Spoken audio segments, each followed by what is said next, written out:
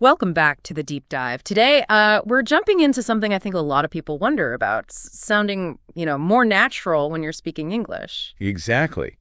Not just knowing the words, but using those everyday phrases that really make conversation flow. Yeah, we've picked out some really common ones. The goal isn't just to define them, but to get a feel for how and when people actually use them. Make them feel natural. Right. Less textbook, more real life. We want to help bridge that gap. Okay, let's start with one I think everyone experiences. You're in a meeting maybe or listening to someone talk, and suddenly you realize your mind just went somewhere else. Like you weren't trying to ignore them, but you just weren't present for a moment. Oh, absolutely. Zoning out. Yeah. It's like your brain takes a little mini vacation, Yeah. maybe thinking about lunch or something totally random. Exactly, zoning out. So instead of a formal, I wasn't paying attention, it's much more, natural to say you were zoning out. Yeah, it acknowledges that common little mental drift without making a big deal out of it. It's just a human thing. Okay, cool. So next one. Imagine someone's giving you information really quickly, like a phone number or maybe directions. And you need to remember it fast. Right. You don't have time for perfect notes. What do? You need to capture it somehow. You'd probably just jot it down, right? Grab a napkin, the back of your hand, whatever's nearby. Jot down. Perfect. It's not write meticulously. It's quick, informal. Jot down a number, jot down an idea. Super useful. Happens all the time when you're on the phone or brainstorming something quickly. You just need the key info down. Definitely. Okay, let's switch gears. Picture yourself leaving your house, maybe going to the store.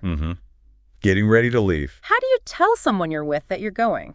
You wouldn't make a big formal announcement usually. No, you'd keep it casual. Just signal you're on your way out. Yeah, you'd probably say something like, okay, I'm heading out. Heading out. Simple, friendly.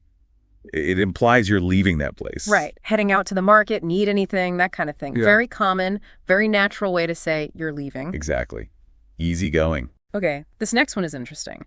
Think about when you first meet someone or walk into a new situation. And you almost instantly get a feeling about it. Or the person. Yes. You're quickly trying to understand what's going on, what the vibe is, what this person is like. It's a fast assessment. Like you're sizing them up. Or sizing up the situation. Sizing up, that's it. It implies a quick judgment or evaluation, trying to figure things out rapidly. Yeah, it's often subconscious, but we do it constantly.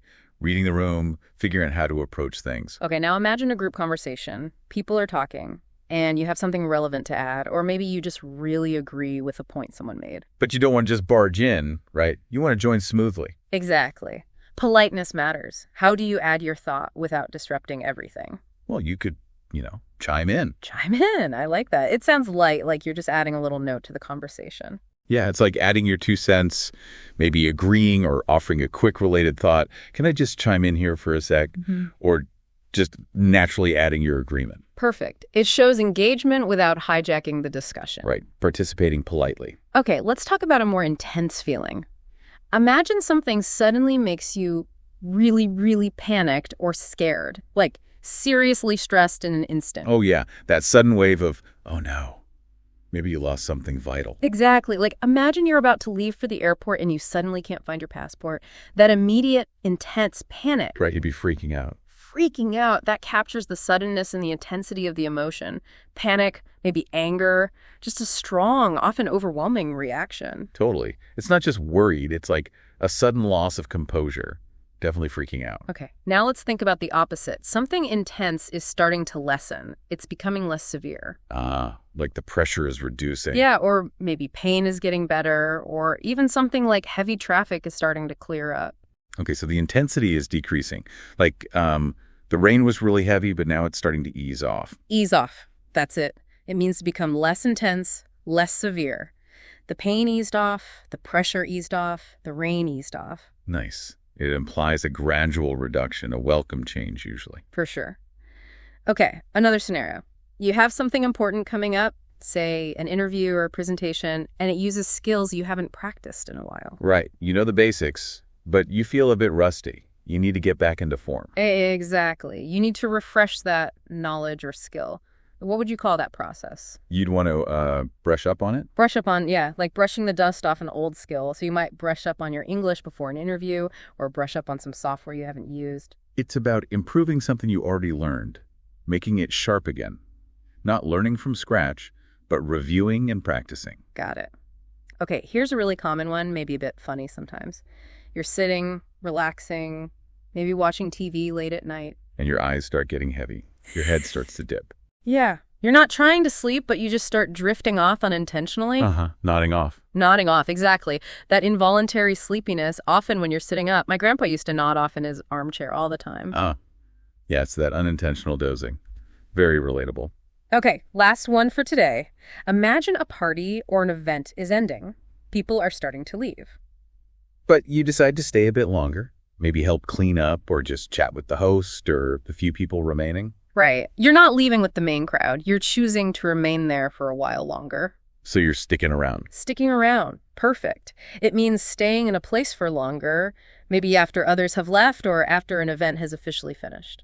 We stuck around after the meeting to ask a few more questions. Yeah. That sort of thing.